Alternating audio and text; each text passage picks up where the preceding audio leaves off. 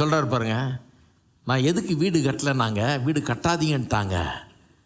ஏதோ தோஷம் இருக்குன்றாங்க, வீடு கட்டினா நான் செத்து போயிடுவேன்றாங்க, அதனால தான் நான் வீடு கட்டலை. கிறிஸ்தவர் இவர். கட்டினா செத்து போயிடுவானாங்க, அதனால தான் கட்டாமலே நான் வாடகையிலே கட்ட முடியும், ஆனால் வாடகையிலே தான் இருக்கிறார். ஏன்னா கட்டினா ஏதாவது ஆகிடும், கெட்டது ஏதாவது நடந்துடும். அப்போ இவருக்கு இந்த போதனை இல்லை, அதனால தான் அப்படி இருக்கிறார். இந்த போதனை இருந்தால் என்ன தெரியும், அது எனக்கு இல்லை, அந்த சாபம் என்னது கிடையாது, கட்டுற ஆசீர்வாதம் என்னது. வீட்டை கட்டுவாய், தோட்டத்தை நடுவாய், கிணறு வெட்டுவாய், அப்படிதான் சொல்லி இருக்குது. வெட்டுறாத செத்துருவேன் நீ என்ன சொல்ல, எங்க சொல்லி இருக்குது? ஹலோ, இருக்கீங்களா? கட்டி நல்லா குடியிருப்பேன்னு சொல்லி இருக்குது. ஆனால் இந்த ஆளுக்குள்ள பாருங்க, ஏதோ ஒரு உள்ள பூந்துருச்சு. பைபிள் இல்லை, உள்ள கடவுளுடைய வார்த்தை இல்லை, யாரோ சொன்ன கதை இருக்குது. யாரோ போகிற போகல சொல்லிட்டு போயிட்டான், அது அப்படியே உள்ள பதிஞ்சு இருக்குது. கர்த்தர் என்ன சொன்னார்ன்றது இல்லை. ஏன்னா அந்த சாபத்தை பற்றி, ஆசீர்வாதத்தை பற்றி விளக்கம் கிடையாது.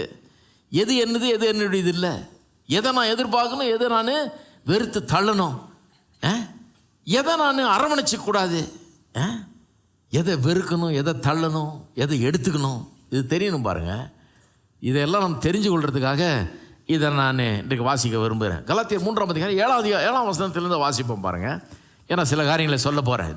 முக்கியமாக இந்த சாபம் எப்படி நீங்கிச்சு, எப்படி நீக்கினார், ஆசீர்வாதத்தை எப்படி கொடுத்தாரு அப்படிங்கிறத பற்றியெல்லாம் சொல்ல போகிறதுனால 7ஆம் வசனத்திலேருந்து ரொம்ப முக்கியம். வாசிப்போம். ஆகையால் விசுவாச மார்க்கத்தார்கள் எவர்களோ அவர்களே ஆபிரகாமின் பிள்ளைகள் என்று அறிவீர்களாக. விசுவாசிகளுக்கு சொல்கிறாரு, நீங்கள் விசுவாசித்தீங்களா? இயேசுவை விசுவாசித்தீங்களா? இயேசுவை விசுவாசத்தின் மூலமாக ரட்சிப்பை பெற்றீங்களா? விசுவாச மார்க்கத்தார் நீங்கள் எல்லாரும் ஆபிரகாமின் பிள்ளைகள். ஏன்னா அவனும் விசுவாசித்து தான் நீதிமானானான். அதாங்க சப்ஜெக்டு. அவனும் விசுவாசித்து தான் நீதிமானானான். விசுவாசித்து நீதிமானானான் என்ன? கடவுளுடைய கிருபை ரட்சிப்பை கொடுக்குது.